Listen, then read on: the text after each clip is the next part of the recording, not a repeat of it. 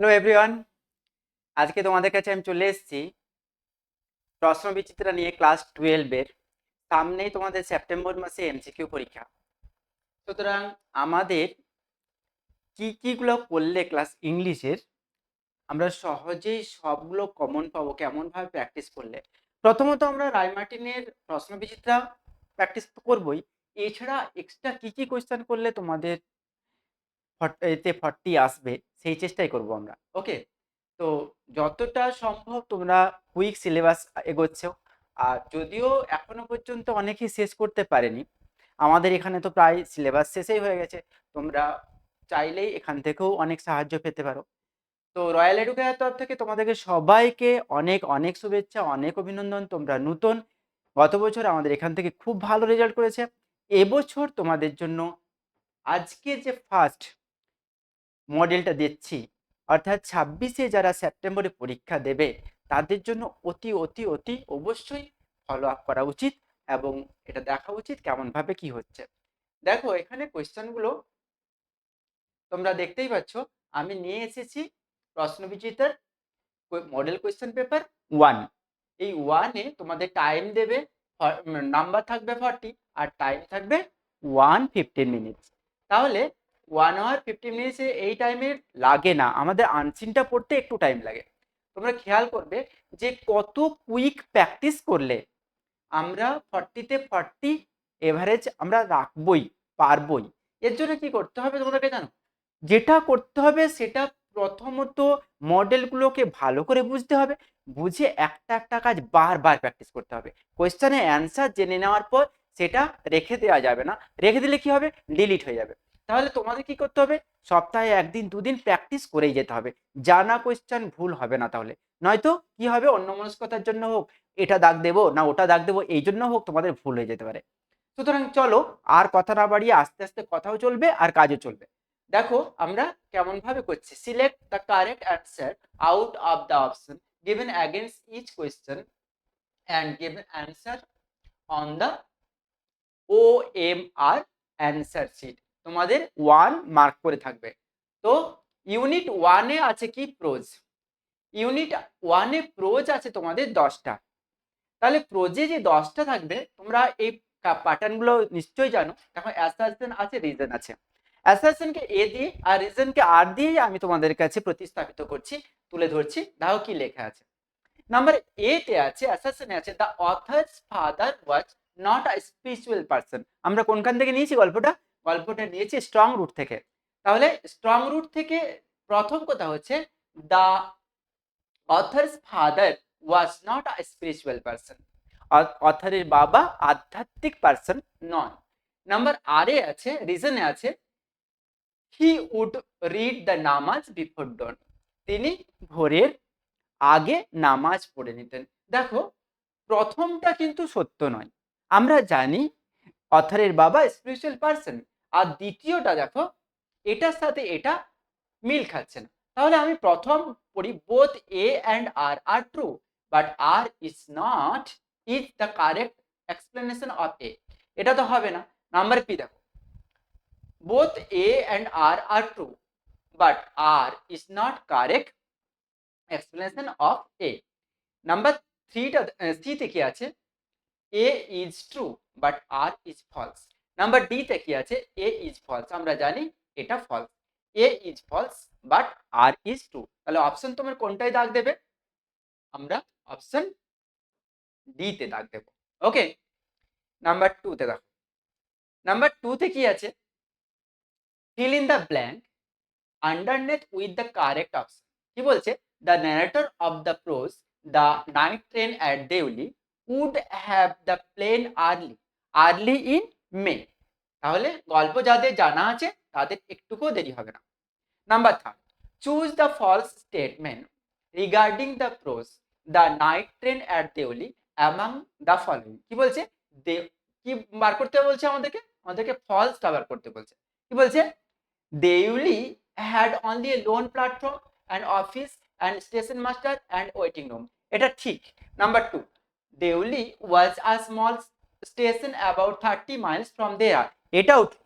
Number 3 তে আছে, the train would reach Deoli at about 5 in the evening. দেখো ওখানে আছে ইন দ্য মর্নিং আছে, তাহলে ডন।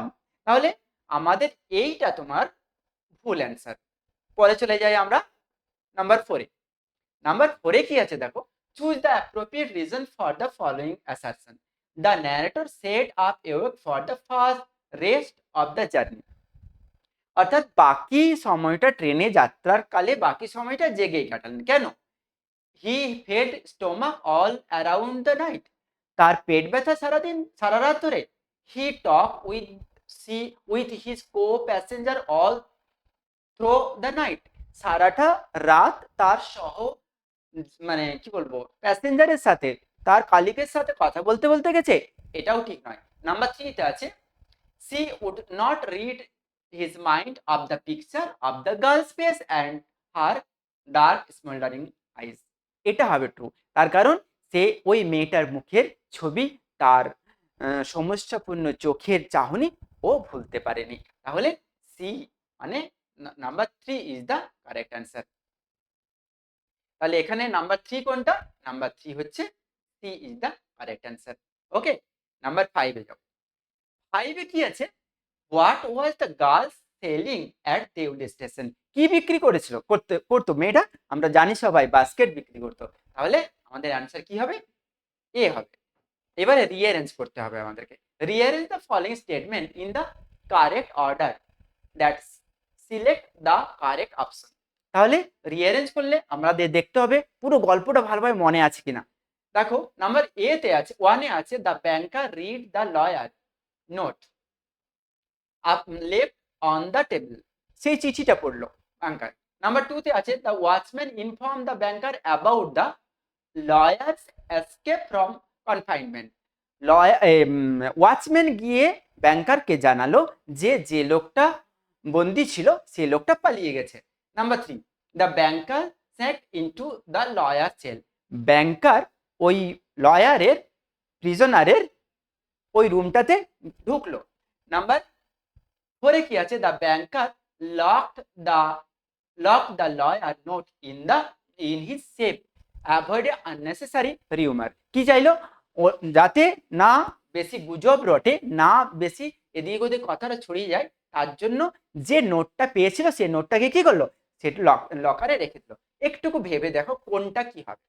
দেখো প্রথম হবে আগে ব্যাংকার ঢুকলো ওই লয়ারের সেলে, তাহলে নাম্বার এ হবে তোমার 1 হবে তোমার নাম্বার 3, এটা হয়েছে। তারপরে দেখো ঢুকে কি করলো? ঢুকে ব্যাংকার পড়লো টেবিলের ওপরে রাখা চিঠি, তাহলে এটা তোমার হবে 2। আচ্ছা, তারপর দেখলাম watchman inform the banker. Watchman ব্যাংকারকে জানালো সে পালিয়ে গেছে, তাহলে এটা তোমার হবে 3। তারপর দেখো 4, banker locked the lawyer note in the safe of avoid unnecessary rumour, তাহলে এটা তোমার হবে 4। এইবারে খুঁজো, তাহলে 1 হবে তোমার 2, তাহলে কোনটা হবে? তাহলে 2 1 4 3। আচ্ছা দেখো বিয়েরটা দেখো 1 2 3 4, তাহলে তোমার বি এর অ্যান্সারটা হবে। তাহলে 3 হবে 1, 1 হবে 2, 2 হবে 3 আর 4 হবে 4। ওকে, তাহলে তোমার B is the correct answer. Okay, next. এখন স্টেটমেন্ট আর দুটোই স্টেটমেন্ট আছে, এ আর বি। প্রথমে দেখো it is all over with me. কি বলছে? It is all over with me, I am ruined forever. তাহলে এটা সবটাই আমার জন্য হলো, আমি নিঃশেষ হয়ে যাব এরপর সব দিনের জন্য। স্টেটমেন্ট বি তে কি বলছে? I shall have to pay him 2 million. আমাকে তাকে দিতে হবে 2 মিলিয়ন। তাহলে বলো তো কি হবে? তাহলে প্রথম বলছে B contradict A, B is the reason of A. অবশ্যই দেখো পরেরটা দেখো, A is true but B is false. A and B are independent of each other. দেখো তুমি একটা কথা খেয়াল করো, আমি সব টাকা দেওয়ার পরেই তো আমি রুইন হবে, তাহলে B is the reason. B is the reason of A. B is the correct answer. Okay. Number 8 এ যাই, চল।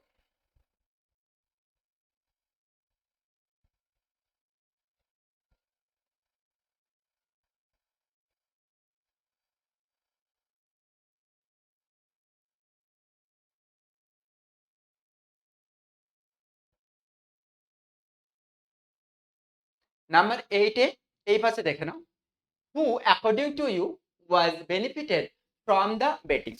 এই বেটিং এ দুজন তো লয়ার আর ব্যাংকার, দুজনের মধ্যে কে বেশি উপকৃত হলো? দেখো আমরা একটু যদি গল্পের দিকে চোখ দিই, দৃষ্টিপাত করি, তাহলে বুঝতে পারবো দুজনেই কিন্তু বেনিফিট হয়েছে। একজন প্রচুর পরিমাণে জ্ঞান অর্জন করেছে, আর একজন নিজের সম্পদ হারাতে হারাতে বেঁচে গেছে, নিজের সম্পদকে রক্ষা করতে পেরেছে। তাহলে কি বলবো? Both of them are benefited as both learn lesson from life. দুজনেই বেনিফিটেড হয়েছে আর দুজনেই জীবন থেকে শিক্ষা অর্জন করেছে। আরগুলো ব্যাখ্যা করতে যাচ্ছি না। দেখো এবারে 9 এ চলে যাও। 9 এ কি বলছে? What does the given diagram indicated? এই ডায়াগ্রামটাতে কি বোঝাচ্ছে? ডায়াগ্রাম দেখো, আমাদের অ্যারোগুলোকে লক্ষ্য করো। প্রথমে আছে build in the middle of 19th century, আর তোমার রাইট হ্যান্ডে আছে made of limestone and bricks. তাহলে 19th সেঞ্চুরির মিডিলে এই বাড়িটা তৈরি হয়েছে লাইমস্টোন অ্যান্ড ব্রিক্স দিয়ে। আর নিচে আন্ডারে আছে দেখো, located in the Moscow street of Rameswaram.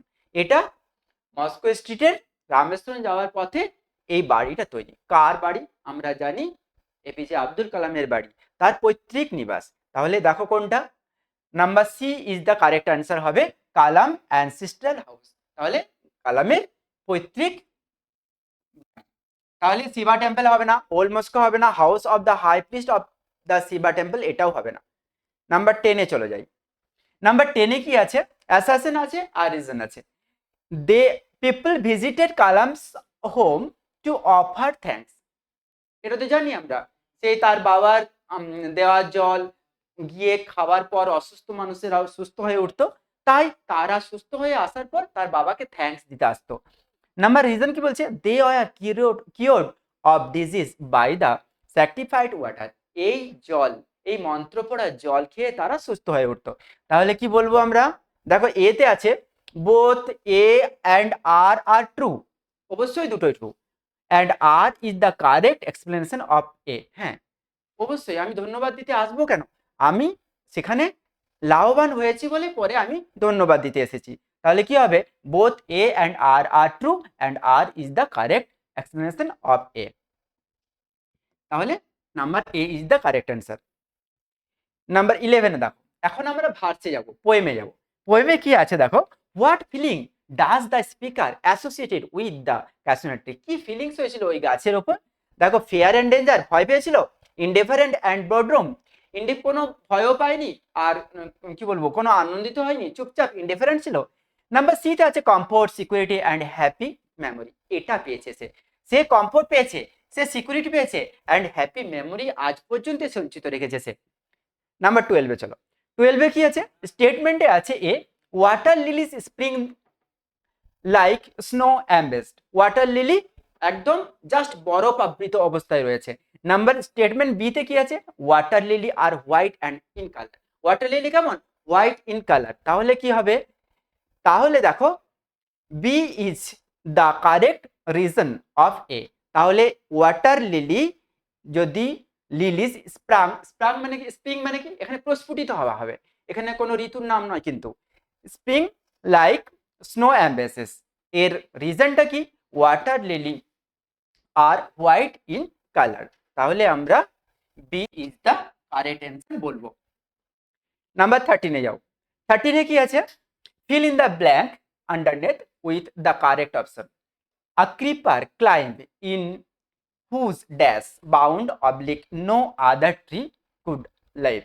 তাহলে কি হবে? হোল্ড হবে, ক্র্যাপস হবে, না অ্যাম্ব্রেসেস, না টুইস্ট হবে? আমরা কি জানি? এটা অ্যাম্ব্রেসেস হবে, মানে কি? আলিঙ্গন করা। ওই ক্রিপার কি করেছে?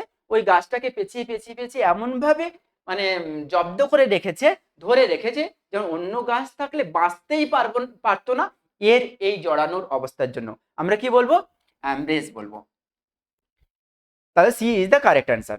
Number 14, which the false statement regarding the poem our casuarina among the following? কোনটা ফলস? দেখো আমরা এখান থেকে 3টে ট্রু পাবো আর একটা ফলস পাবো।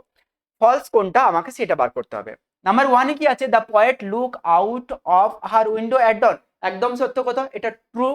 তাহলে কি বলছে? ভোরবেলায় জানলা খুলে কবি বাইরের দিকে তাকাতেন। নাম্বার 2 তে আছে state sometimes in summer a baboon sits on the top most branches of the tree. মাঝে মাঝে সামারে, সামারটা কিন্তু ঠিক নয়, সামারটা হচ্ছে ভুল। আমরা কি জানি? ওই বানর কোথায় বসতো? ওই বেবুন গাছে, ওই ক্যাশনার ট্রিতেই বসতো, কিন্তু টাইমটা কখন ছিল? টাইমটা ছিল উইন্টারের সময়, সামার নয়। তাহলে ফলস স্টেটমেন্ট কোনটা হবে? নাম্বার বি, নাম্বার 2 হবে।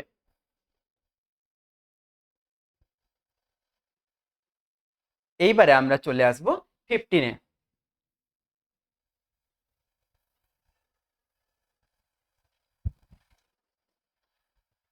দেখো 15-এ কি আছে, এটা একটা মজার এমসিকিউ। দেখো গাছ দিয়ে দিয়েছে, একটা কবিতায় গাছ দিয়েছে, গাছের কোন কোন কোন অপশনটা তোমার চয়েসেবল হবে সেটা বলতে হবে। Suppose the big circle represent the father. কি বলছে? বড় সার্কেলটা, বড় বলটা, এখানে দেখো বল দেখতে পাচ্ছ, বড় সার্কেল দেখতে পাচ্ছ, সেটাকে তার মানে বেবুন শাবকের বাবা বলে উল্লেখ করা হচ্ছে, father baboon. And the small circle represent, উপস্থাপিত করছে কাকে? দ্য বেবি বেবুন, তার বাচ্চাদেরকে, তার শাবকদেরকে। Now which among the following diagram rightly describe the position of the father baboon and the baby baboon on the casuarina tree. আমরা যদি কবিতার ভালোভাবে পড়ে থাকি, পোয়েমটা যদি ভালোভাবে আমরা রিমাইন্ড করতে পারি, তাহলে বলবো একদম টপ অফ দ্য গাছ, টপ অফ দ্য ট্রিতে তার বাবা বসে আছে, আর নিচের ডালগুলোতে ওই শাবক তার বাচ্চারা বসে আছে। তাহলে ওইভাবে একটা আন্দাজ করি, তোমরা নিজেরাও বলতে পারবে। দেখো কি আছে, একদম টপ অফ দ্য ট্রি বসে আছে, আর তারপরে নিচে গাছে, একদম নিচে নয় কিন্তু, গ্রাউন্ডে নয়, তাহলে ডি হবে না। সি দেখো, একদম টপ অফ দ্য ট্রিতে তার বাবা বসে আছে, আর তার নিচে বসে আছে বাচ্চাগুলো। তাহলে C is the correct answer. এটা দেখো, বাচ্চা উপরে বসে আছে, তার বাবা নিচে বসে আছে, আর এটা বোথ অপোজিট সাইডে বাবা তার শাবকগুলো বসে আছে, এটাও ঠিক নয়। তাহলে আমরা সিটাকে কারেক্ট দাগ দেবো। ওকে, নাম্বার 16-এ দেখো ম্যাচ করতে হবে। ম্যাচ কি আছে? কলাম এ আর বি তে আছে ট্রয়। আমরা কোথায় যাচ্ছি? ইউলিসিসে যাচ্ছি। ট্রয় কি? ট্রয় হচ্ছে উইন্ডি। আমরা জানি তো ট্রয় যুদ্ধটা হয়েছিল পুরো। তাহলে ওয়ানটা হবে বি। তাহলে ট্রয় হচ্ছে উইন্ডি। আচ্ছা, টেলিমাকাস কে? টেলিমাকাস হচ্ছে ইউলিসিসের ছেলে। তাহলে কি বলবো? আর কেমন সে? Blameless, most blameless. তাহলে টেলিমেকাসটা হবে সি, এই যে বলছে মোস্ট ব্লেমলেস। তারপরে দেখো হার্ডিয়াস, এটা কি? বৃষ্টির দেবতা। আমরা শুধু রেনি কে নেব, তাহলে এটা হবে তোমার ডি। তারপরে দেখো অ্যাচিলি, এটা গ্রেট হিরো। তাহলে আমরা কি বলবো? শুধু গ্রেট অপশনটা আছে, গ্রেট অপশনটা আছে, ওটাকেই নেব।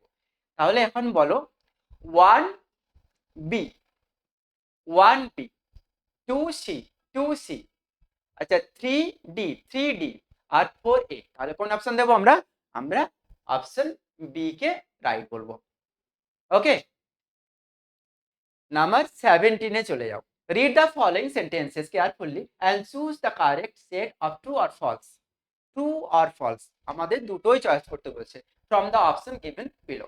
তাহলে এখানে প্রথম দেখি, Ulysses loves the company of his age wife. এটা কি সত্য? এটা সত্য নয়। ইউলিসিস তার এজেড ওয়াইফকে ভালোবাসতো না। Number 2, Ulysses is determined to sail beyond the seas where the star set. হ্যাঁ, ইউলিসিস দৃঢ়প্রতিজ্ঞ ছিল, একদম যেখানে নক্ষত্ররা মিশে গেছে, সেট হয়েছে, সেখান পর্যন্ত ট্রাভেল করবে। তাহলে এটা তোমার true. Number 3, Ulysses wishes to leave the charge of his kingdom. কি বলছে? To his wife. ইউলিসিস চাইলো পুরো কিংডমের দায়িত্ব, পুরো রাজধানীর, পুরো সাম্রাজ্যের দায়িত্ব কার ওপর ছেড়ে দেবে? দেবে তার স্ত্রীর ওপর। অবশ্যই এটা না, আমরা জানি তার ছেলের ওপর ছেড়ে দিয়েছে। তাহলে এটাও তোমার ফলস হয়ে গেল। নাম্বার 4-এ দেখো, Ulysses wants to spend every hour of his life in activity. হ্যাঁ, ইউলিসিস প্রতিটা মুহূর্ত জীবনের কাজ করে কাটাতে চান। তাহলে এটা তোমার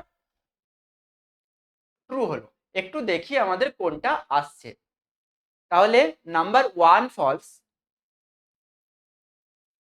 নাম্বার 1 ফলস। আচ্ছা, 2 ট্রু। কোনটা হবে তাহলে? 1 ফলস, 2 ট্রু। আচ্ছা, 3 ফলস, 4 ট্রু। তাহলে B is the correct answer. আমাদের বিটা ঠিক অ্যান্সার হবে। এইবার দেখো 18-এ কি আছে? 18-এ আছে fill in the blanks underneath with the correct option. দেখো, Tennyson Ulysses a lyric poem is written in black verse, free verse, rhythm couplet না rhyme verse? আমরা কি জানি? ব্ল্যাক ভার্স জানি, তাই না? তারপর দেখো 19, এখানে কি আছে?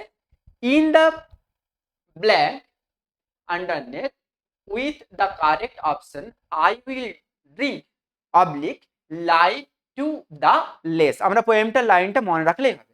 এখানে দেখো লেস কথা দিয়ে আছে, মানে জীবনের তলানি পর্যন্ত আমরা পান করব, আমরা কখনো থামবো না। নাম্বার 20-তে কি আছে? What is the central theme of the Ulysses, of the poem Ulysses? ইউলিসিসের সেন্ট্রাল থিম কি? The importance of ruling wisely, the sadness of growing old, the tragic result of ambition, the longing মানে কি? ইচ্ছে, the longing for adventure and the refusal to give up. আর কি হবে? D is the correct answer হবে। তাহলে অ্যাডভেঞ্চারে করার ইচ্ছাটাই প্রবল। তাহলে এটাই হচ্ছে মেন থিম অফ ইউলিসিস। এইবারে চলে যাব রাইডার্স টু দ্য সি, ড্রামাতে আমরা চলে যাব ইউনিট 3-তে। এখানে কি লেখা আছে দেখো, 21-এ আছে it is a great rest I will have নাও। কখন? যখন বাটলিও মারা গেল, আর তার বেঁচে কেউ থাকলো না, কোনো পুত্র সন্তান থাকলো না, সঙ্গে শুধু দুটো মেয়ে নোরা এবং ক্যাথলিন রয়েছে। তখন ও কি করছে?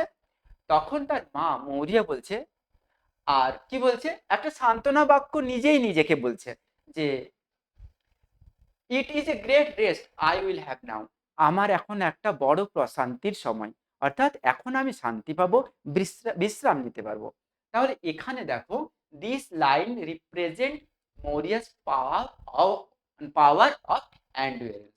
ওকে, তারপর দেখো since 22, since the day Bride Dara seen the dead man with the child in his arm.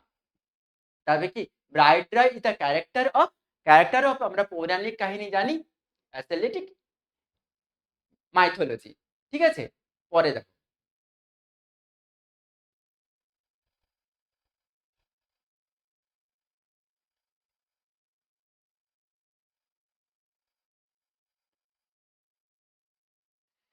দেখো 24,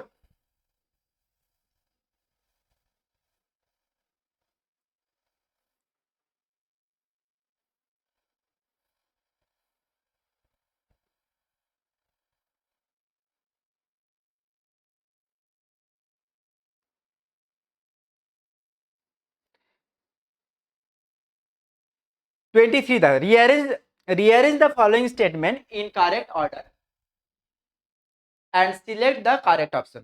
Maurya sprang holy water over Bartle's body. Number 2-তে আছে মৌরিয়া মৌরিয়া বাধা দিলেন Bartley from selling away in stormy weather. এই ঝড়মুখর ওয়েদারে মৌরিয়া তার ছেলেকে বাধা দিল সমুদ্রে যেতে। এরপর একটুকু চলে যাও এইখানটাতে,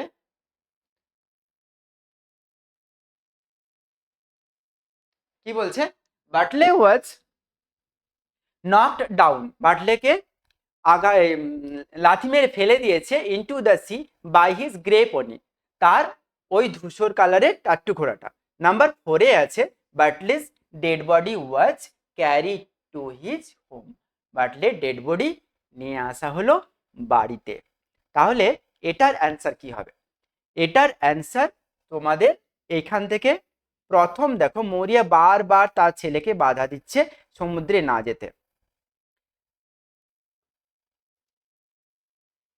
এটা তোমার নাম্বার 1 হয়েছে। তারপরে চলে যাব আমরা এই পাশে।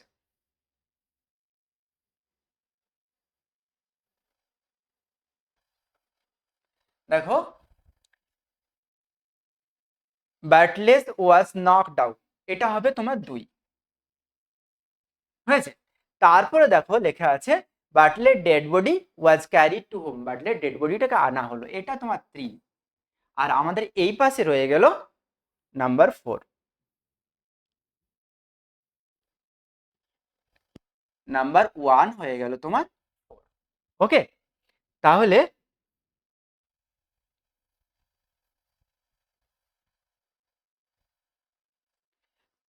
দেখো আমাদের প্রথমে হচ্ছে তোমার 2, তারপরে হচ্ছে 3, তারপরে হচ্ছে 4, তারপরে হচ্ছে 1, এটাই আসছে তো।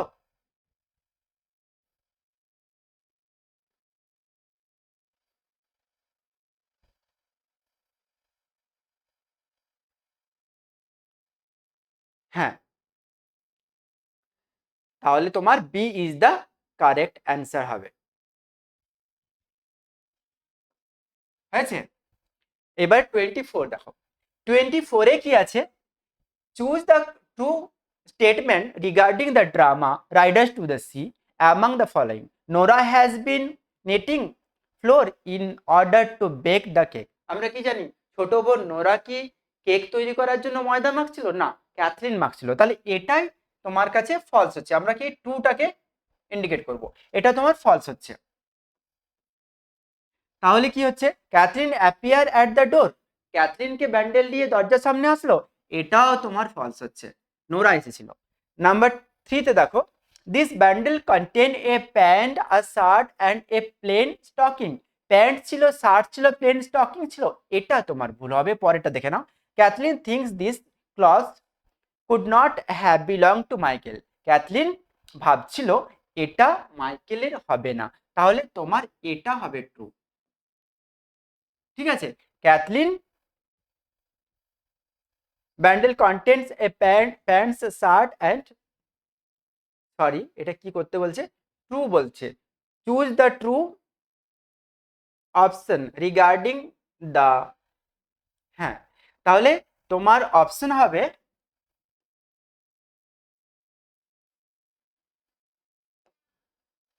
দেখো যেটা ট্রু, এটাও তো ট্রু হলো না, এটাও ট্রু হলো না। The bundle contain a pant shirt and plain stocking. পরেরটা দেখো, Cathleen thinks this cloth would not have belong to Michael. এই থিংটা হবে, এটাও তোমার ফলস হবে, এটা তোমার ট্রু হবে। তাহলে এটার অ্যান্সার কি হবে? অ্যান্সার তোমার হবে ডি হবে তোমার কারেক্ট অ্যান্সার। এরপর দেখো 24, fill in the blank underneath with the correct option. Maurya accept fate by muttering, no man at all can be living. একদম লাস্ট লাইন, শেষের লাইন কি বলছে? In danger along forever, না ever, forever, সব দিনের জন্য, চিরদিনের জন্য, ইটার্নাল। এরপর চলে যাব আমরা গ্রামারে। ইউনিট 4-এ আছে কি? Textual grammar. 26 দেখো, the train drew into the station, I was looking out for her. Train ঢুকলো স্টেশনে, আমি তাকে খুঁজছিলাম বাইরে। কি বলছে? আমাকে কমপ্লেক্স সেন্টেন্স করতে বলছে। আমরা জানি কমপ্লেক্স সেন্টেন্স বাইন্ডার দিয়ে সবসময় হয়। The train drew into the station and, দেখো এটা হবে না, এটা হবে না, তার কারণ এখানে কম্পাউন্ড লিঙ্কার ঢোকানো আছে। নাম্বার 2 দেখো, the train drawing into the station I was, এটাও হবে না, তার কারণ এখানে পার্টিসিপল ঢোকানো আছে, পার্টিসিপল ঢুকিয়ে এটাকে সিম্পল সেন্টেন্স করে দিয়েছে। নাম্বার 3 দেখো, I was looking out of her as the train drew into the station. আমি আমি বাইরের দিকে তাকালাম যখন ট্রেন ঢুকলো স্টেশনে, এটা হবে। তাহলে এটা কমপ্লেক্স সেন্টেন্স। তাহলে 3 কোথায় আছে? 3 সি-তে আছে। তাহলে C is the correct answer. 27-এ দেখো, I was born into a middle class Tamil family. Split করতে বলছে, স্প্লিট করতে বলছে, টুকরো করতে বলছে। আগেটা আমরা কি করলাম, জয়েনিং করলাম, এটাকে টুকরো করব। দেখো, I was born into a Tamil family, full stop, it was A middle classes family. তাহলে 3 ইজ দ্য কারেক্ট অ্যান্সার। তাহলে এটা কোনটা হবে, এটাও তোমার সি হবে। এরপর দিয়েছে একটা ন্যারেশন চেঞ্জ, এটা খুবই সহজ আছে। দেখো, অ্যাসার্টিভ সেন্টেন্সে ন্যারেশন চেঞ্জটা দেওয়া আছে। I have to go to Delhi, I said, কি বললাম, I said that I had. দেখো, I said that I had to go to Delhi, পরে বলছে I said that I have করা আছে। পরেরটা দেখো, I said that he has, পরেরটা দেখো, আই সেড দ্যাট ইউ। তাহলে একটাও হবে না, ফার্স্টটা হবে। তাহলে নাম্বার 1 হবে। নাম্বার 1 কোনটা, নাম্বার 1 হচ্ছে এ।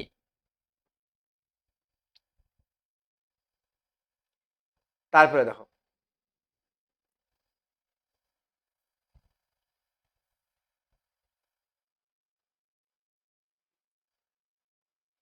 তারপরে কি আছে, 30তে দেখো কি আছে, the verse is weak, I would rehearse your beauty fine.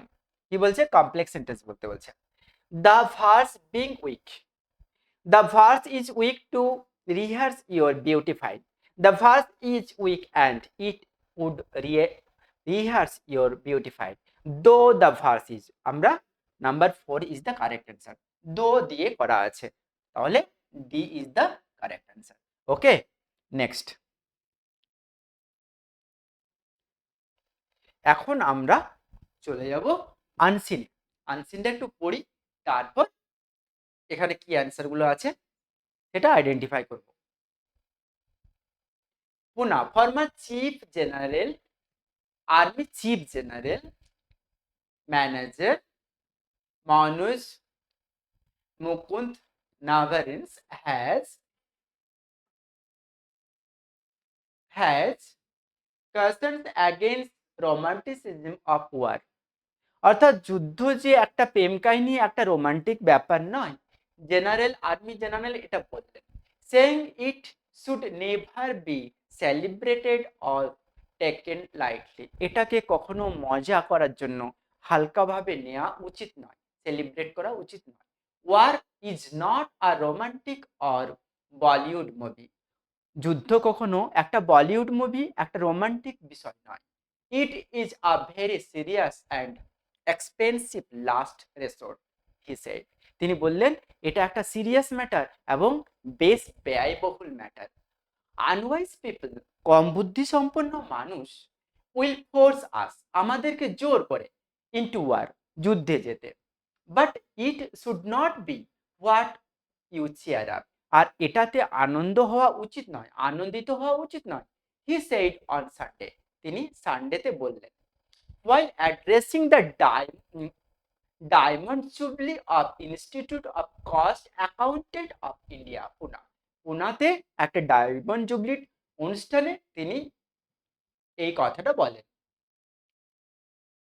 Narayan said diplomacy, diplomacy কি, অর্থাৎ কূটনীতি কৌশল, অর্থাৎ কূটনীতি মাস্ট অলওয়েজ কাম ফার্স্ট, কূটনীতি অবশ্যই প্রথমে আসবে। As a military man if order, একটা মিলিটারি ম্যান হিসেবে যদি অর্ডার করা হয়, I will go to war, আমি যুদ্ধে অবশ্যই যাব। But that will not be my first choice, কিন্তু যুদ্ধে যাওয়াটা আমার প্রথম ইচ্ছে নয়, প্রথম চয়েস নয়। মাই first choice will always be diplomacy, আমার প্রথম চয়েস অবশ্যই হবে আলোচনার মাধ্যমে সম্পর্ককে ঠিক করা। How to settle difference through dialogue, কেমন ভাবে সেটেল করা যায় কথোপকথনের মাধ্যমে। He argued that difference either between country or within society, তিনি বললেন দুটো কান্ট্রি বা দুটো সোসাইটির মধ্যেও যদি কথা বলে সমাধান করা যায়, সেটাই আমার ফার্স্ট চয়েস হবে। Must be resolve through dialogue not incomplete, এটাকে শেষ করব ডায়লগ বা কথার মধ্য দিয়ে, কখনো যুদ্ধের মধ্য দিয়ে নয়। Warning of war, long term human and economic tolls, Kit the 1999 Kargil conflict, rupees 1500 crore cost, including rupees 800 crores incurred by IAF alone. শুধু IAF মানে সিকিউরিটি ফোর্সে 800 কোটি টাকা আর টোটাল 1500 কোটি টাকা খরচ হয়েছে কার্গিল যুদ্ধে 1999 সালে। He said rebuilding bunker and border infrastructure added 100 of crores more. আর তিনি আবার বললেন ব্যাংকার নতুনভাবে ঠিক করতে, ইন্সপেক্টর নতুনভাবে ঠিক করতে আবার কোটি কোটি টাকা খরচ হয়েছে, 6 কোটি টাকা খরচ হয়েছে। when war break out, যখন যুদ্ধ হয়, যুদ্ধ শুরু হয়, there is death and destruction, আসে কি মৃত্যু এবং ধ্বংস। lives are lost, lives are lost, কি হয় জীবন হয় নিঃশেষ। children lost parents, শিশুরা তার মা বাবাকে হারায়। families carry emotional trauma for generation, অর্থাৎ জন্মের পর জন্ম, জেনারেশনের পর জেনারেশন ফ্যামিলি চলে যায় একটা ট্রমাতে। হি সেড, তিনি বললেন। এরপর আমরা কোয়েশ্চেন অ্যান্সার করব। সবাই বুঝতে পারলে আশা করি। এরপর আবার তোমরা একবার ভালো করে পড়ে নেবে আর কোয়েশ্চেন অ্যান্সার প্র্যাকটিস করার চেষ্টা করবে। 31-এ কি আছে দেখো, give the antonym of the word cheap. আমরা কি জানি, চিপ মানে হচ্ছে চিপ ফ্রম দ্য প্যাসেজ। দেখো এখানে চিপ মানে হচ্ছে সস্তা, তাহলে এটা কোনটা অপোজিট হবে, এক্সপেন্সিভ হবে তোমার অপোজিট, তাহলে C is the correct answer. Number 23-তে দেখো, 32-তে দেখো, give the antonym of the word dislike. ডিসলাইকের অপোজিট তোমার হবে এয়ার। Number 33, give the one word substitution of the phrase, অর্থাৎ এক কথায় প্রকাশ করতে বলছে, কি বলছে, skill of managing international relationship among countries, সেই দক্ষতা যেটা দুটো দেশের মধ্যে রিলেশনশিপকে বজায় রাখে, তাকে কি বলে ফ্রম দ্য প্যাসেজ। আমরা জানি তাকে বলে, একটু আগেই পড়ার সময় আনসিন পড়ার সময় তোমাদেরকে বলে দিয়েছি, দেখো কি বলে, আমরা জানি ডিপ্লোমেসি বলে, অর্থাৎ কূটনীতি কৌশল। তাহলে B is the correct answer. 34-এ যাও, 34-এ কি আছে দেখো, give the word one or substitution of the phrase a deeply distressing or disturbing experience. এটাকে আমরা কি বলবো ফ্রম দ্য প্যাসেজ, রোমান্টিক বলবো, চেয়ার বলবো, ডিস্ট্রাকশন বলবো, না ট্রমা বলবো, আমরা ট্রমা বলবো। 35, children lose parents, families carries emotional trauma for ages. এটা কারেক্ট করতে বলছে। আমরা জানি যে এজেস বলবো না, আমরা জেনারেশন বলবো, ফর জেনারেশন। 36-এ দেখো কি আছে, জেনারেল এম নারাভেন্স, নাম্বার এতে আছে has a romantic attitude over, মোটেই না। নাম্বার বিতে আছে has an anti romantic attitude to war, তাহলে এন্টি রোমান্টিক অ্যাটিটিউড, তাহলে B is the correct answer. 37-এ আমরা একদম শেষ দিকে চলে এসেছি। দেখো, according to general M Naravane's, war is nothing but a Bollywood movie, মোটেই না। নাম্বার বিতে দেখো, নো বলিউড মুভি। নাম্বার সিতে দেখো, less than a Bollywood movie. Number D, an organised crime. তাহলে আমরা কি বলবো, তিনি বললেন যে এটা war is nothing but a Bollywood movie, এটা হবে না, নো বলিউড মুভি, অর্থাৎ এটা একটা বলিউড মুভি নয়, যুদ্ধ একটা বাস্তব জিনিস, তাহলে B is the correct answer. 38 দেখো, as a military man general M Naravane's wants uncomplete, যুদ্ধ চান, মোটেই না। কি বলছে, ডিপ্লোমেসি কনভারসেশন, কথোপকথনের মধ্যে দুই দেশের মধ্যে শান্তি ফেরাতে চান, তাহলে B is the correct answer. 39, একটু ধৈর্য ধরে অনেকক্ষণ থাকলে আর দুটো তোমরা শুনে নাও, দেখে নাও। General M Naravane's thinks war begin only death, কি বলছে, যুদ্ধ শুধু মৃত্যু এনে দেয়। Number B, war does not carry an emotional trauma, কি বলছে, ওয়ার কখনো ইমোশনাল ট্রমা আনে না। Number C, war means both death and destruction. এটা তাহলে যুদ্ধ আনে কি, মৃত্যু এবং ধ্বংস। Number C is the correct answer. Last question, general M Naravane's কি বলছে, praise those who send people to war, সেই সব মানুষকে তিনি প্রশংসা করেন যারা যুদ্ধে পাঠায় সোলজারদেরকে, করেন না। Number B, criticise those who send people to war, তিনি তাদের সমালোচনা করেন, তাদের নিন্দা করেন যারা যুদ্ধে সোলজারদেরকে ফোর্স করে পাঠায়। তাহলে আজকে আমরা নাম্বার 1 মডেল করলাম। আগামী ভিডিওতে আমি নিয়ে আসবো তোমাদের ক্লাস 12 এর ইংলিশের মডেল 2।